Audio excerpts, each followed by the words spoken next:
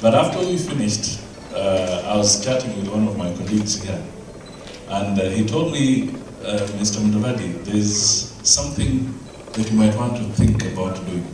And I said, what is this? He said, you might want to think about being a responsible leader, but at the same time, showing the passion that needs to be shown to persuade the audience that you're the right guy. So I want to try and do both. I want to try and show you that I want to offer responsible leadership to the people of Kenya, to our country, if that is what you wish, by voting for me. I also want to be able to show you that I think so much and desire so much to have a Kenya that will take us forward, that will be prosperous for all of us, whether you're residing there or whether you're outside, but a Kenya that you shall continue to be proud of. That is what I intend to do. So how do I intend to do it? First of all, I want to tell you, I want to get you to participate as a people. Wherever you are, we want to have inclusive leadership, inclusive participation from you. And therefore, if you're asking whether we are going to involve you, let me say point blank, you are Kenyans.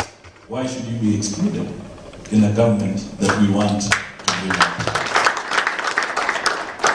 The mechanism of doing it is what we shall be discussing. The pace at which we shall do it is what we can discuss. But the issue of inclusivity, please don't doubt that.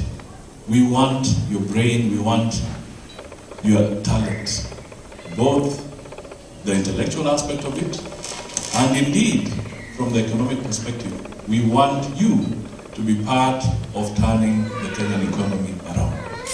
So we need your support, we need your help, we need your intervention, now, tomorrow, the day after, and many years to come.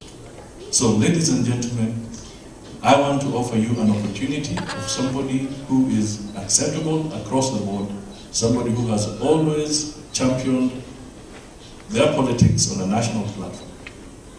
I've never been tribalistic in my outlook in all the years that I've been in politics. And they're not few, 20 plus. My profile perhaps is in the document there, but I have been a Minister for Supplies and Marketing. I have been a Minister for Finance for 5 years. How far can we tax up? Right now we are taxing at a certain level, which is seen as being very high. So if we have to meet all these expenditures,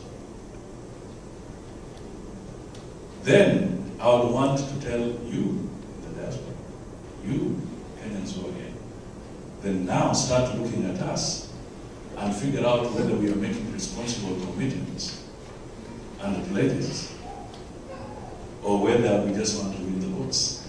I want both. I want your votes, no doubt about it. But I also want to be able to offer you responsible leadership. And I think this is what we need to start looking for. Because a lot of commitments, a lot of pledges are going to be made by the politicians in terms of what they are going to deliver, what they will deliver, how they will, but very few are talking about how they are going to fund that process. And I think that is where you and I must now start looking and analyzing us critically. There must be a difference between populism and popular. I want to be popular, but I do not want to be populist. And this is where you and I must now start making those serious decisions. So in the diaspora, look at the Constitution carefully. Let's look at it, let us understand it. The pastor who made some comments said that perhaps it has taken long for people to read on it. Read it and reflect on it afresh. Because there are certain things. For instance, you are allowed to vote. We want to engage you. But there are certain limitations. If the lawyers sitting on this table were to tell you the truth, like He's a lawyer.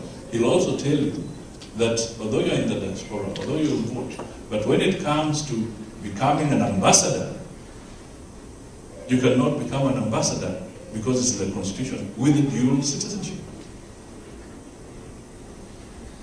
I cannot become a president with dual citizenship because I can only owe allegiance to one state.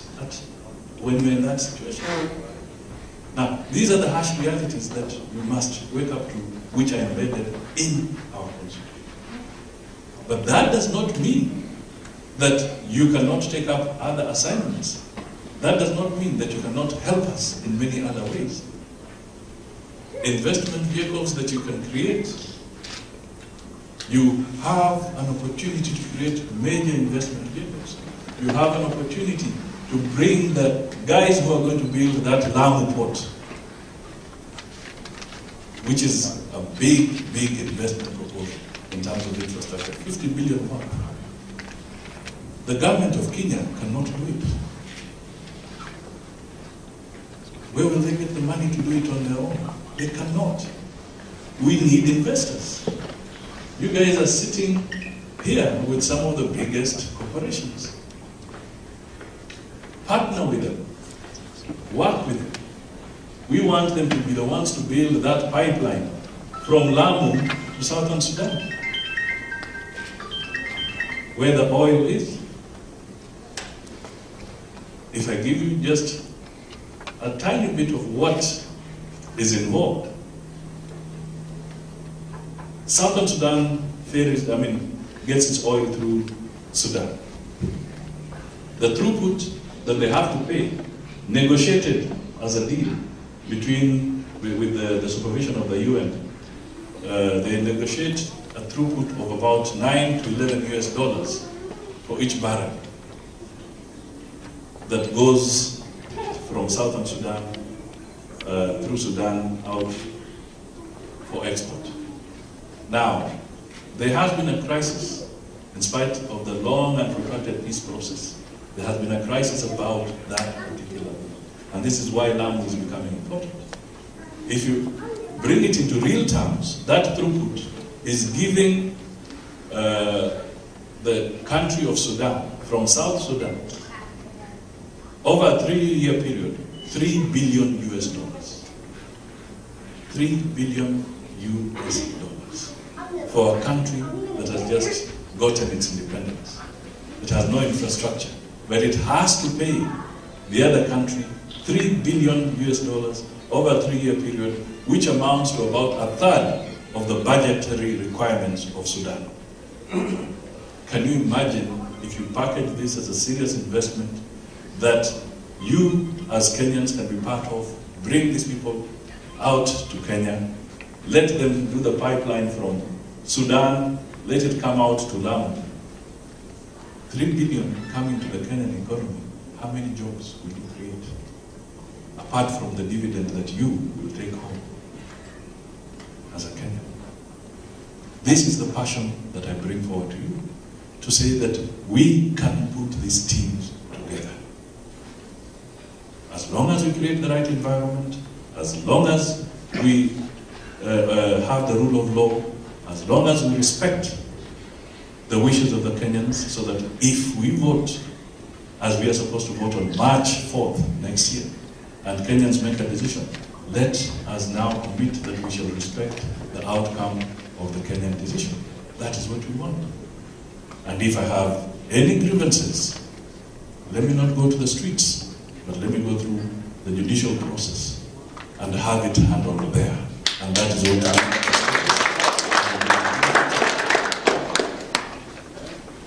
So we want the rule of law. If you go through the judicial process, we shall not have the IDPs.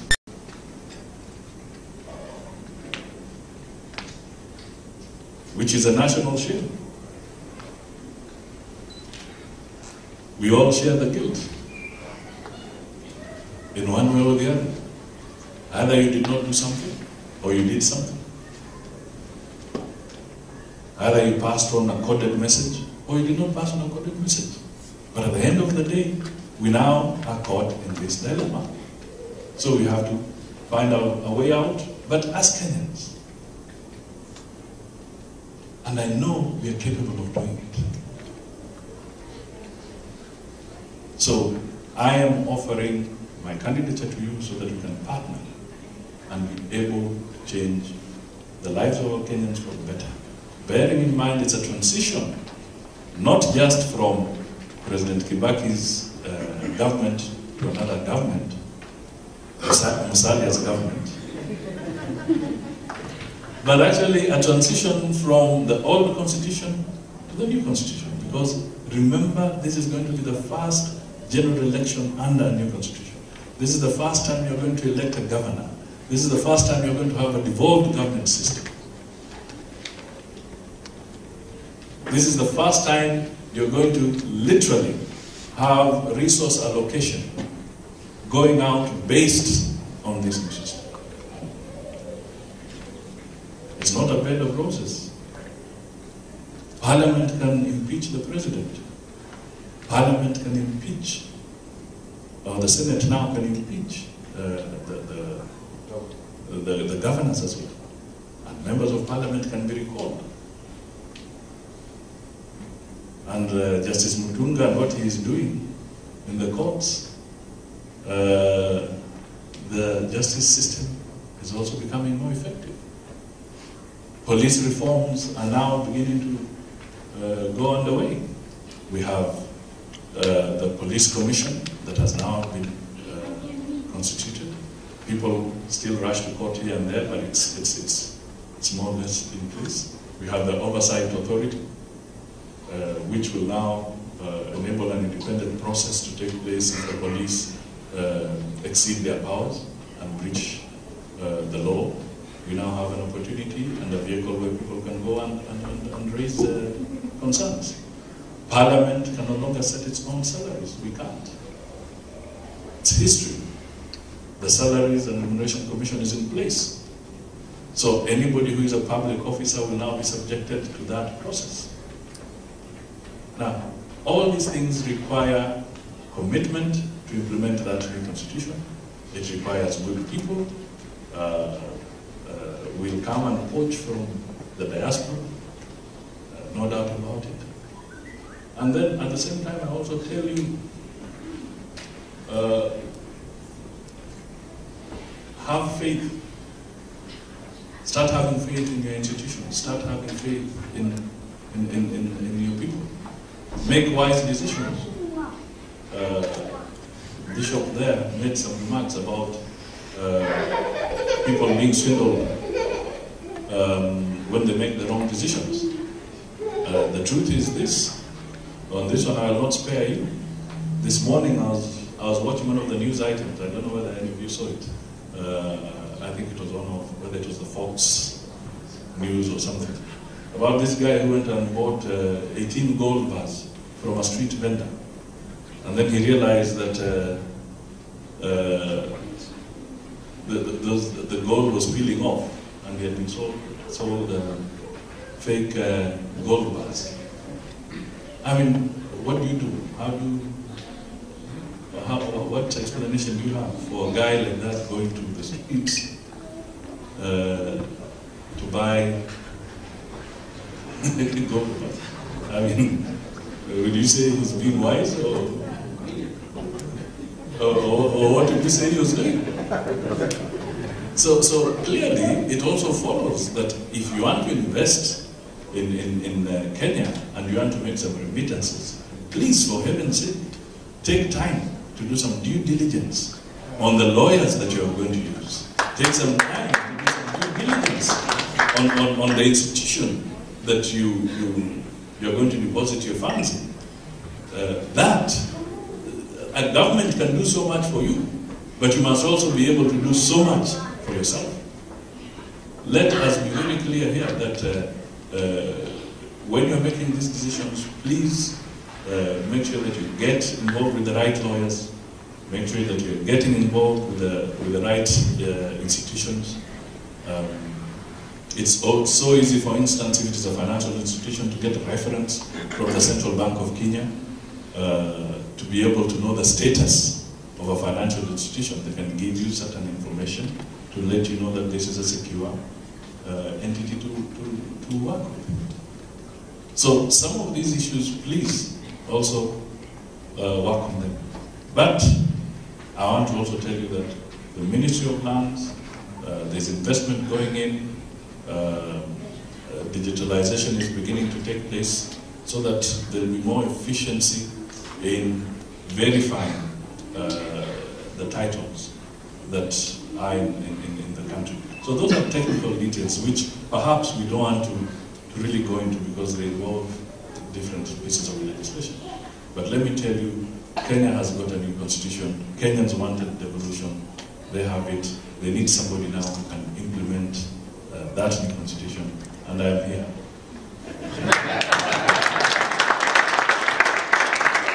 I am here to work with you, to work with everybody. So, ladies and gentlemen, thank you very much for listening to me.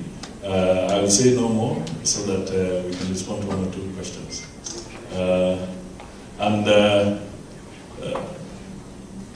It's only a few months, 5 months left. 5 months. It is serious business.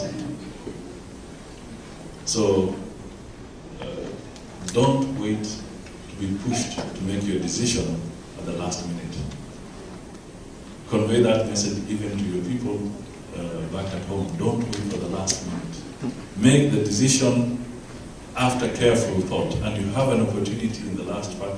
Unless you're in a state of coma, you're in a coma for the next 5 months, so that you just wake up and you're told it's voting day.